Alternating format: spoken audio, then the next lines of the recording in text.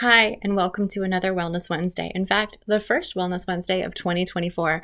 I'm Kristen Hovatter, a master's level intern with Inner Evolution Counseling, and this week we're talking about resolutions. Every New Year's Eve, we're asked to make resolutions for the year ahead. Did you make a resolution? Most years, I don't. Even as a kid, I thought the resolution was a promise that we knew we'd break. Why would you want to break a promise to yourself? So I've never really thought too much about resolutions until getting ready for this week's video.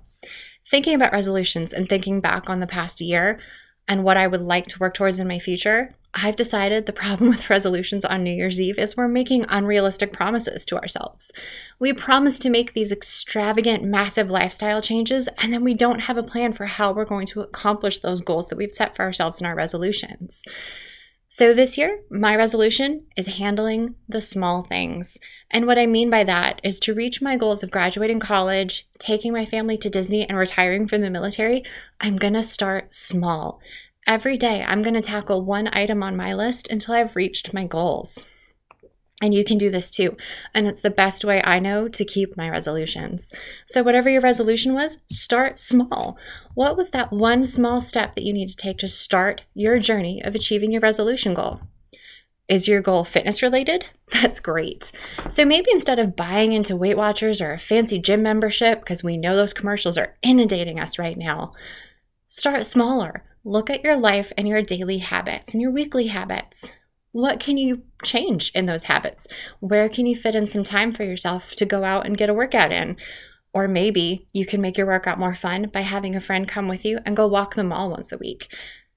It's small steps like this that help you create new habits over time. And if you bring a friend or a family member with you, you're going to be more accountable to keeping those goals because you've got someone depending on you to show up.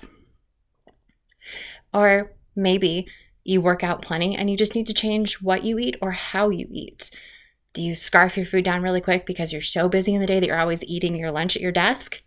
Take time out of your day on purpose. Give yourself 30 minutes to move away from your work, move away from your desk, and enjoy the food that you're eating.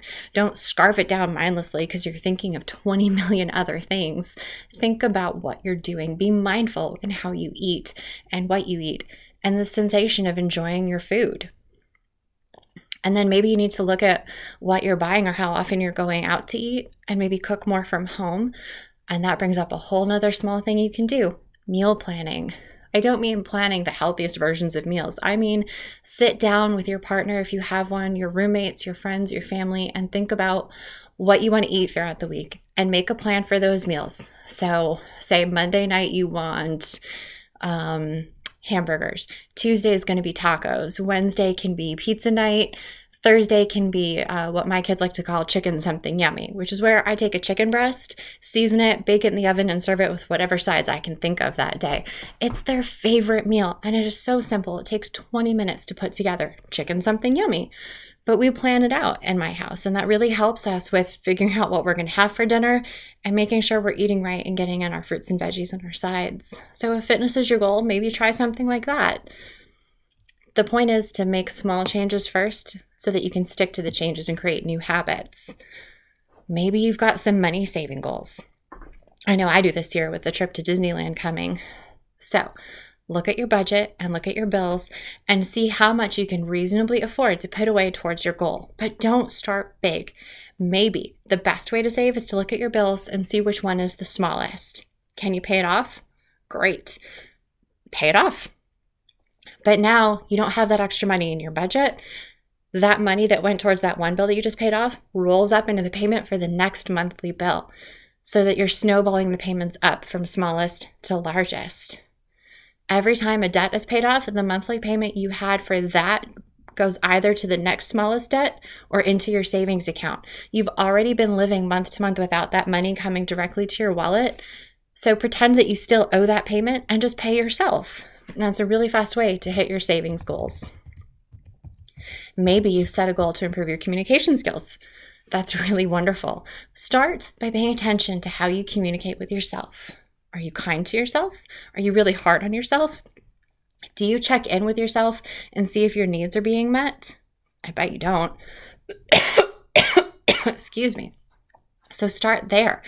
Ask yourself at least once a day what you need and how you can meet those needs for yourself. And then I also want you to once a day tell yourself one positive thing about yourself. Look at yourself in the mirror when you're getting ready to go out and say, hey, you got up this morning when the alarm went off and you didn't hit the snooze button. You're pretty awesome. If you say one nice thing to yourself every single day, it'll snowball up and you'll start thinking more kindly and more positively about yourself.